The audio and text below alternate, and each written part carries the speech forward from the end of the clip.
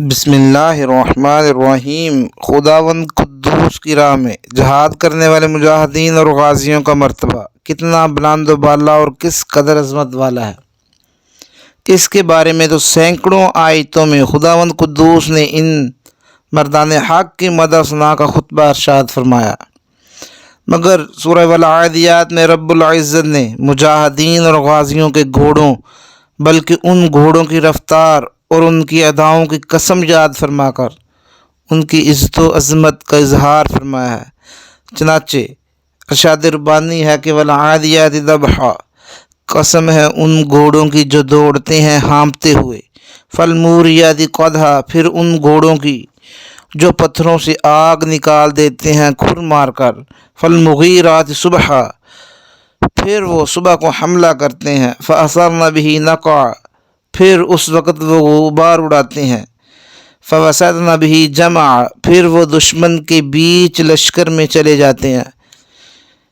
ان الانسان لربہ لکنود، بے شک آدمی اپنے رب کا بڑا ناشکرا ہے۔ ان گھوڑوں سے مراد مفسرین کا اجماع ہے کہ مجاہدین اور غازیوں کے گھوڑے ہیں جو خداوند قدوس کے دربار میں اس قدر محبوب و محترم ہے۔ قرآن مجید میں اللہ تعالیٰ نے ان گھوڑوں بلکہ ان کی اداؤں کی قسم یاد فرمائی ہے۔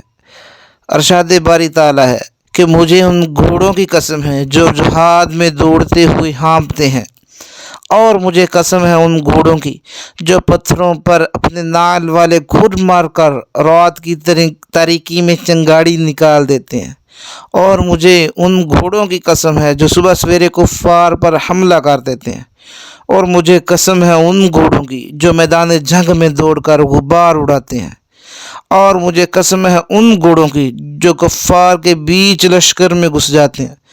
اتنی قسموں کے بعد رب تعالیٰ نے ارشاد فرمایا کہ انسان اپنے رب کا بڑا ناشکرا ہے۔ اللہ اکبر۔ خداوند قدوس جن چیزوں کی قسم یاد فرمائی، ان چیزوں کی غفلت، ان چیزوں کی عظمت شان کا کیا کہنا۔ قرآن مجید میں جن جن چیزوں کے بارے میں اللہ تعالیٰ نے یہ فرما دیا کہ مجھے ان کی قسم ہے، ان تمام چیزوں کا مرتبہ اتنا بلند و بالا اور اس قدر عظمت والا ہو گیا کہ وہ تمام چیزیں ہم مسلمانوں کے لیے بلکہ ساری کائنات کے لیے معزز و محترم ہو گئیں، تو پھر مجاہدین کے گھوڑوں کی عزت و عظمت اور ان کے تقدس و احترام کا کیا عالم ہوگا۔ اللہ تعالیٰ اپنے محبوبوں کی ہر چیز سے محبت فرماتا ہے، اور خدا کے محبوبوں کی ہر چیز قابل عزت و لائق احترام ہے۔ جب مجاہدین کرام کے گھوڑوں کے بلند درجات کا خطبہ قرآن عظیم نے پڑھا تو اس سے معلوم ہوا کہ مجاہدین کے آلات جنگ اور ان کے ہتھیاروں، ان کی کمانوں، ان کی تلواروں کا بھی مرتبہ بہت بلند ہے۔ اس لیے بعد خانقاہوں میں بعد غازیوں کی تلواروں کو بزرگوں نے بڑے اہتمام کے ساتھ تبرک بنا کر برسہ برس سے محفوظ رکھا ہے۔